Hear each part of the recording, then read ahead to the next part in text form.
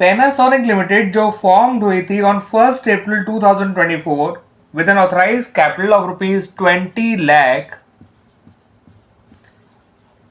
और ये capital divided है into 20,000 equity shares of ₹100 each.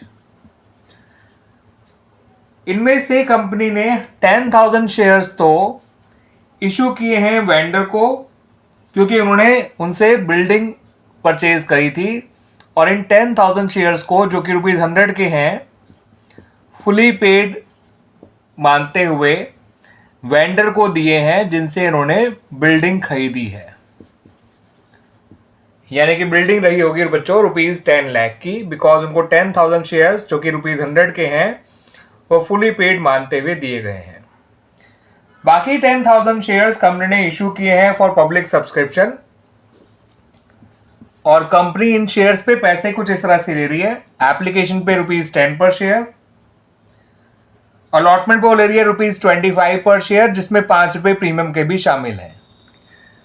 हाँ, ये शेयर्स जो हैं बच्चों प्रीमियम ऑफ ₹5 पर शेयर रीइशू करे गए हैं।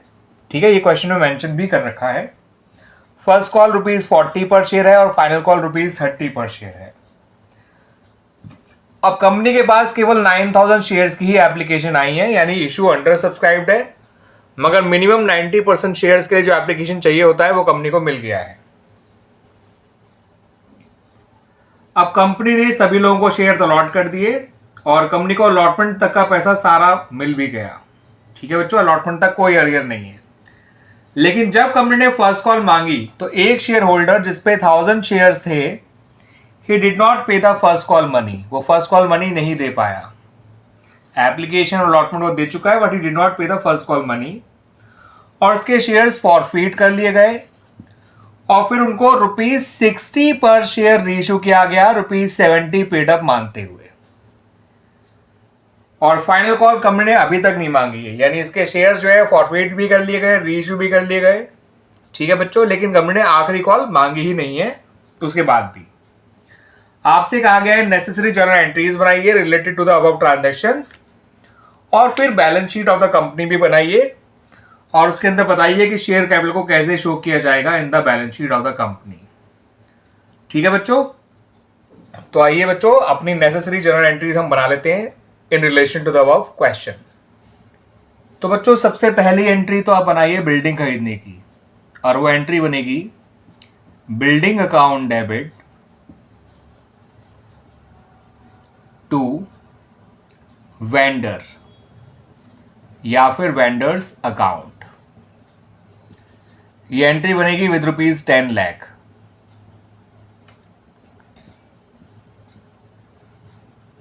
ठीक है बच्चों, फिर वेंडर को आपने शेयर्स दिए थे फुली पेड अप। ठीक है बच्चों, मानते हुए आपने 10,000 शेयर्स दिए हैं, तो vendor account debit to share capital account, आप पूरा नाम लिखिएगा बच्चों, बल्कि आप तो इक्विटी शेयर कैपिटल अकाउंट लिखिएगा, और ये एंट्री बनेगी विद ₹10 लाख। ठीक है बच्चों, क्योंकि हमने शेयर्स के अमाउंट से ही जाना था कि बिल्डिंग कितने अमाउंट की है। फिर आपको एप्लीकेशन मनी रिसीव करने की एंट्री बनानी है, तो वो एंट्री बनेगी bank account debit to share application account. 9,000 into 10 90,000, क्योंकि एप्लीकेशन 90,000 शेयर्स के लिए आई थी। कंपनी ने मंगाए जरूर थी एप्लीकेशन फॉर 10,000 पब्लिक से, मगर एप्लीकेशन आई थी केवल 9,000, तो हम 9,000 शेयर से ही एप्लीकेशन मनी रिसीव करने की एंट्री बनाएंगे। अब अगली एंट्री बनेगी बच्चों इस पैसे को कैपिटल में ट्रांसफर करने की, एप्लीकेशन मनी को। तो जब एप्लीकेशन मनी को हम शेयर कैपिटल में ट्रांसफर करेंगे तो शेयर एप्लीकेशन अकाउंट डेबिट हो जाएगा और शेयर कैपिटल अकाउंट जो है वो क्रेडिट कर दिया जाएगा विद ₹90,000। ये बन गई हमारी एप्लीकेशन से रिलेटेड एंट्रीज, जो शेयर्स पब्लिक को इशू किए गए थे उनकी, और ये जो शेयर्स वेंडर को इशू किए गए थे उसकी एंट्री हमने पहले बिल्डिंग खरीदने की, टेक ओवर करने की, देन उसके बदले में शेयर्स इशू करने की।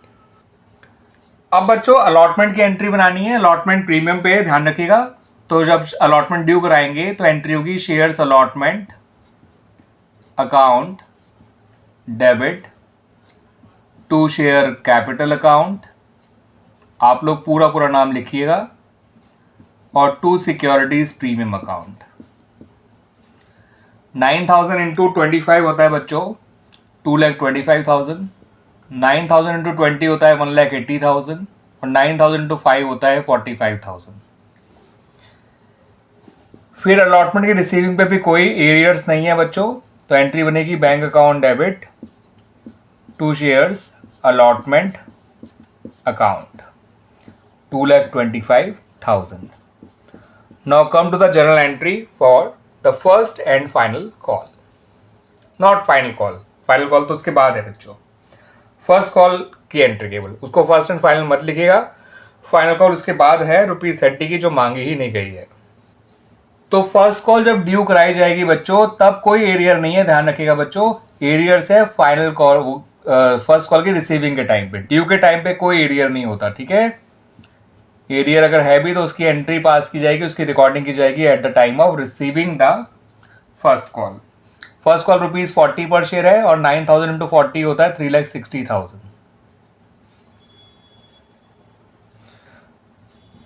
तो फर्स्ट कॉल की रिसीविंग की एंट्री बनाते हैं बच्चों, बैंक अकाउंट को डेबिट करते हैं। कॉल्स इन एरियर्स, आप लोग पूरा नाम लिखिएगा कॉल्स इन एरियर का, account debit to share first call account. यहाँ लिखिए 3,60,000, यहाँ लिखिए 40,000 क्योंकि 1,000 शेयर है और 40 रुपीज़ की फर्स्ट कॉल है, और यहाँ लिखिए 3,20,000। अब आपको क्या करना है बच्चों, अब आपको इन शेयर्स को फॉरफीट करना है, क्योंकि फर्स्ट कॉल के बाद ही ये शेयर्स फॉरफीट कर लिए गए थे बाय द कंपनी। जब आप इन शेयर्स को फॉरफीट करेंगे तो शेयर कैपिटल अकाउंट को आप डेबिट करेंगे, बट सिक्योरिटीज प्रीमियम को डेबिट मत करिएगा, क्योंकि प्रीमियम अलॉटमेंट पे था और अलॉटमेंट मिल चुकी है। To calls in arrear account लिखिए, और टू फॉरफीट शेयर अकाउंट लिखिए। पूरे पूरे नाम लिखिएगा बच्चों, मेरी तरह मत करिएगा, आप लोग पूरे पूरे नाम लिखेंगे। 1,000 इंटू 70,000 यहाँ आएगा, क्योंकि अभी आखिरी कॉल ₹30 की मांगी नहीं गई है, दैट्स वाई। 1,000 इंटू 40 यहाँ आ जाएगा, और 1,000 इंटू 30 यहाँ आ जाएगा। प्रीमियम को ना हम डेबिट करेंगे, ना ही उसका अमाउंट यहाँ इंक्लूड करेंगे, ठीक है बच्चों। अगर प्रीमियम मिल चुका होता है तो उसका अमाउंट कभी भी फॉरफिट शेयर अकाउंट में नहीं होता।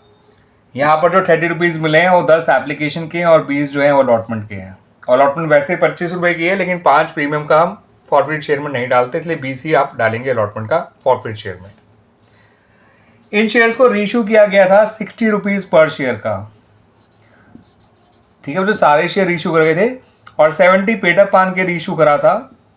तो इनके रीइश्यू पे जो कंपनी डिस्काउंट दे रही है वो फॉरफिट शेयर अकाउंट से कवर किया जाएगा। एंट्री होगी bank account debit forfeit share account debit to share capital account. 1,000 into 70 70,000, 1,000 into 60 60,000, 1,000 into 10 10,000। And क्योंकि आपके सारे शेयर्स ही रीइश्यू हो गए थे तो आपको गेन निकालने में बिल्कुल भी दिक्कत नहीं आनी चाहिए बच्चों। गेन निकालते वक्त सिंपली जितना फॉरफिट अमाउंट है इन शेयर्स का उसमें से जितना डिस्काउंट आपने दिया वो माइनस कर दीजिए। Gain on reissue of forfeit share आ गया ₹20,000, और इसकी एंट्री बनेगी forfeit share account debit to capital reserve account ₹20,000। सही है बच्चों।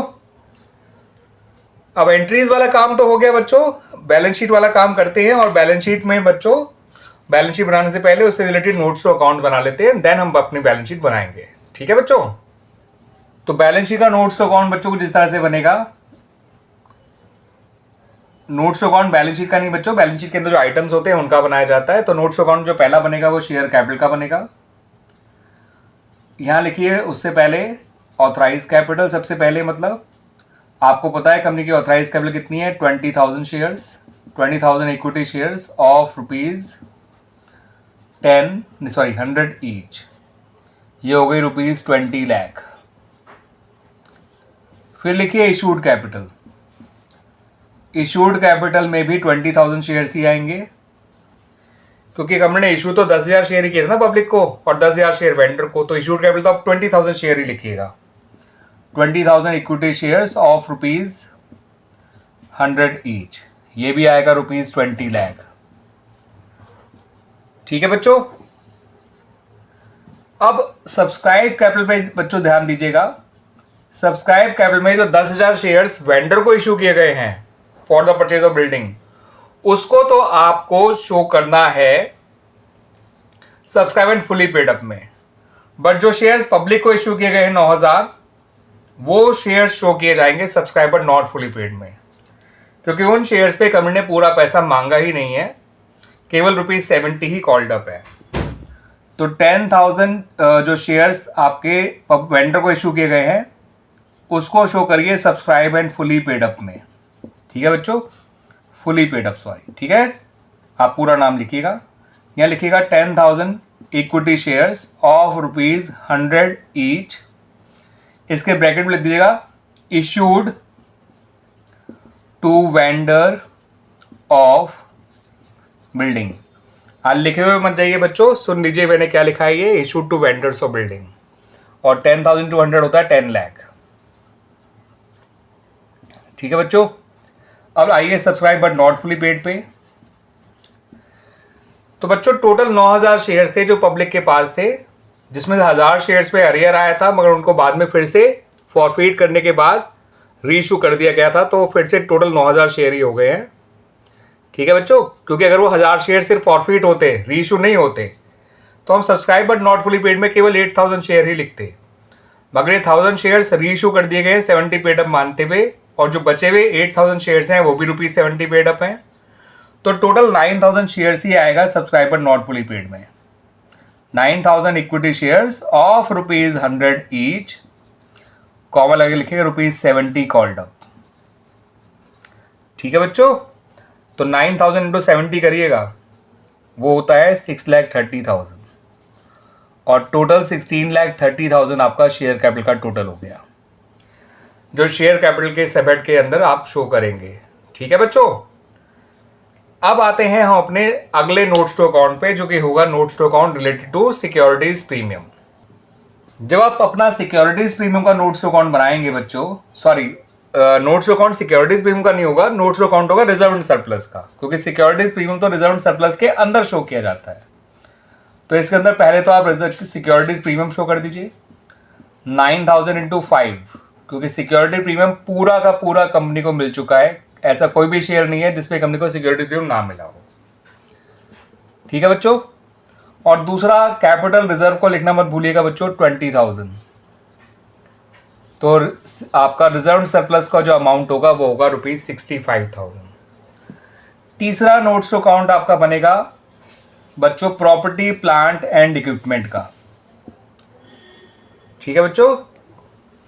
प्रॉपर्टी प्लांट एंड इक्विपमेंट में किसका बोला, टेंजिबल एसेट्स का, तो स्लैश करके टेंजिबल एसेट्स जरूर लिख दीजिएगा, और यहां पर लिखिएगा बिल्डिंग, और ये है कितने की, 10 लाख की। चौथा नोट्स टू अकाउंट्स आपका बनेगा कैश एंड कैश इक्विवेलेंट्स का। उसके अंदर आप कैश एट बैंक लिखिएगा, और उसमें जो अमाउंट आएगा वो आएगा बच्चों 6,95,000। आप अपना बैंक का सारा अमाउंट टोटल करके देख लीजिएगा, वो 6,95,000 ही होगा पक्का। जितनी भी एंट्रीज बनाई है ना उसमें बच्चों, जितना भी आपने बैंक डेबिट किया है सबको ऐड करिएगा, पक्का 6,95,000 आएगा। ठीक है। 90,000 एप्लीकेशन पे आया था, 225 अलॉटमेंट पे आया था, तो ये हो गया 315। फर्स्ट कॉल पे आया था 320, तो ये हो गया 645, है ना बच्चों।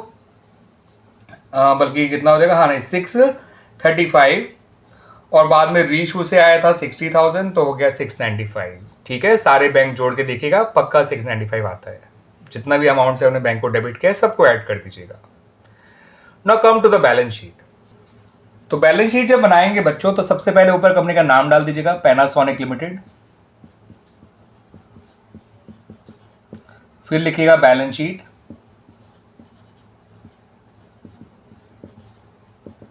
ब्रैकेट में एक्सट्रैक्ट लिखिएगा, क्योंकि ये कंप्लीट बैलेंस शीट नहीं है। बैलेंस शीट में सिर्फ शेयर कैपिटल और ये सब चीज़ें नहीं आती हैं, और भी बहुत सारी चीज़ें आया करती हैं। फिर लिखिएगा एज एट, और डेट डाल दीजिएगा, फिलहाल डेट ऑफ कॉलम खाली छोड़ दीजिएगा। फिर 3 कॉलम बनाइएगा, पहला कॉलम पर्टिकुलर्स का बनाइएगा, ठीक है। दूसरा कॉलम नोट नंबर का बनाइएगा बच्चों, नोट अमाउंट। दूसरा कॉलम बनाइएगा नोट नंबर का। और तीसरा कॉलम बनाइएगा अमाउंट का। पर्टिकुलर वाले कॉलम में सबसे पहले लिखेंगे आप equity and liabilities number first पे।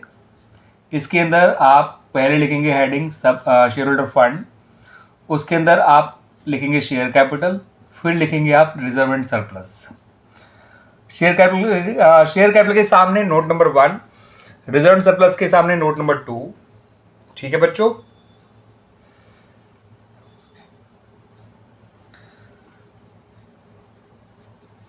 शेयर कैपिटल में आएगा 16,30,000, रिजर्व सरप्लस में आएगा 65,000। आप चेक कर सकते हैं जाके पीछे नोट्स टू अकाउंट में, यही अमाउंट लिखे थे इन दोनों के मैंने।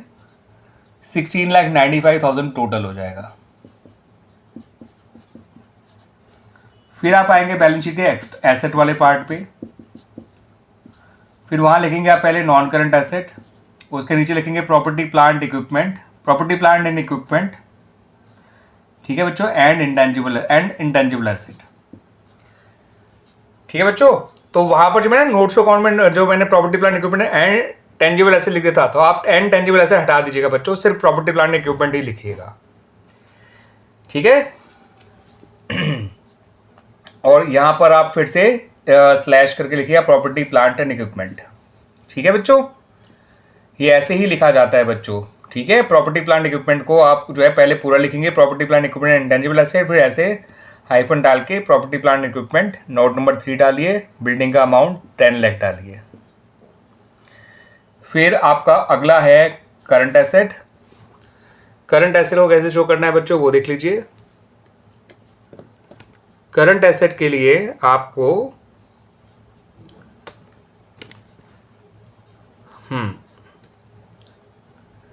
कैश एंड कैश इक्विवेलेंट्स लाना है इसके अंदर सब हेड।